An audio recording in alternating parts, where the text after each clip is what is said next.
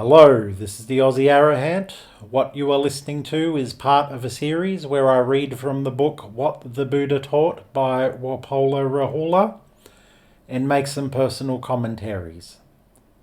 The Buddha. Walpola Rahula gives a brief account of the Buddha's life. This chapter is very short and Rahula gives only a very brief overview. The Buddha was born Siddhartha Gautama and was a prince who lived in the kingdom of the Sakyas, which is modern-day Nepal. His father was Suddhodana and his mother was Maya. At the age of 16, Gautama was married to a beautiful and devoted young princess named Yasodhara. The young prince lived with every luxury at his command, but one day he was confronted with the reality of life and the suffering of mankind. He resolved to find a way out of universal suffering. At the age of 29, soon after the birth of his only child, Rahula, the Buddha left his kingdom in search of this solution and became a wandering ascetic. The first thing of note is that the way Walpola Rahula depicts this is very dry, factual and to the point. This story has been recounted many times and is sometimes told in a very dramatic way. A couple of things omitted from this retelling are that Prince Siddhartha was often described as deliberately sheltered by his father Suddhodana. The prince was shielded from the realities of life, such as suffering, illness and death, for 29 years. The second thing omitted is what is sometimes described as the 4 sights or the 4 signs. Upon leaving the palace, Siddhartha encountered an old man, a sick man, a dead person, and an ascetic. He was confronted with the reality of aging, disease, and death. These encounters disturbed him. The sight of an ascetic, a monk who had renounced worldly pleasures in search of spiritual enlightenment, offered a path forward for the young Siddhartha. Rahula continues, for 6 years the ascetic Gautama wandered about the Ganges, meeting and practicing with famous religious teachers, which did not satisfy him. He broke off and decided to go his own path.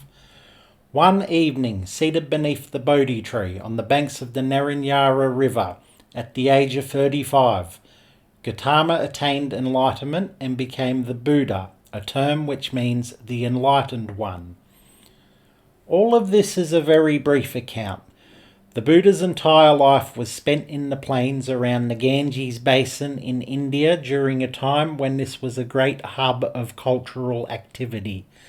It was a melting pot of religious beliefs, chief among these the Vedic tradition and the Shramana traditions.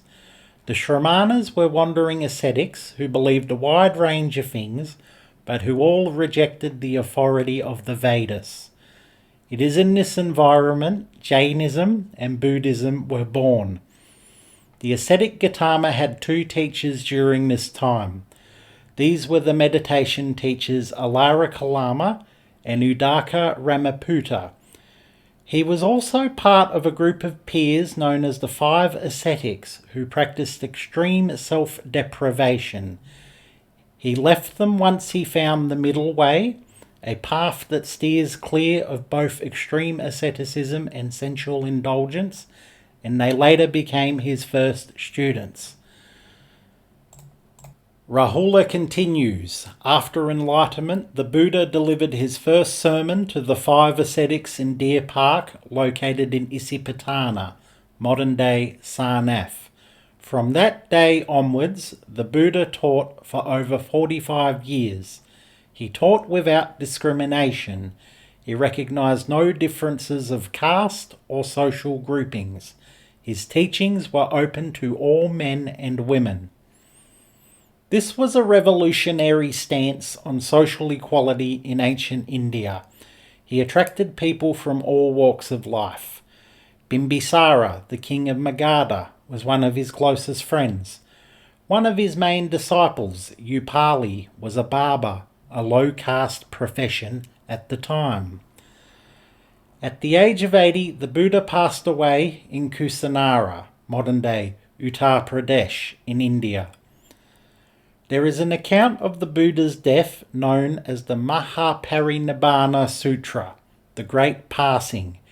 In it, the Buddha is offered a last meal, lays down on his side between two trees, and enters parinirvana, a state of death entered by someone who has achieved nirvana during their lifetime.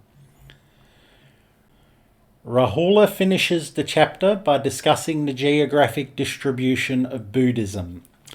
Quote, "Today Buddhism is found in Ceylon, Burma, Thailand, Cambodia, Laos, Vietnam, Tibet, China, Japan, Mongolia, Korea, Formosa, in some parts of India, Pakistan and Nepal, and also in the Soviet Union. The Buddhist population of the world is over 500 million, unquote." What the Buddha taught was published in 1959. Ceylon is now Sri Lanka. Burma is officially Myanmar. Formosa is the historical name for Taiwan. The Soviet Union no longer exists, but Buddhism is a traditional religion in some Russian republics, specifically Buryatia, Kalmykia and Tuva, and is prominent in Uzbekistan. The Buddhist population of the world in 2026 is estimated to be between 324 million and 520 million. Now, it is possible Rahula was overstating the global Buddhist population at 500 million in 1959. He was a Buddhist modernist, someone trying to argue for the cultural relevance of Buddhism at a time when many people considered it an old-fashioned religion that was dying. Due to the Cold War, census taking was notoriously difficult. In China, atheism was the state religion, religious minorities were persecuted, and the government did not conduct regular, reliable censuses that allowed for religious self-identification, making records kept dubious at best. Majority Buddhist countries such as Cambodia, Thailand, and Myanmar were undergoing great political instability, which made census taking difficult. Walpola does not cite where he got this figure from. It may have been a personal estimation based on looking at the population of Buddhist majority countries and adding them together, assuming that everyone or most people were Buddhist. He may have found it in an old encyclopedia. Regardless, Buddhism is a widely practiced religion that nowadays can be found in every country in the world.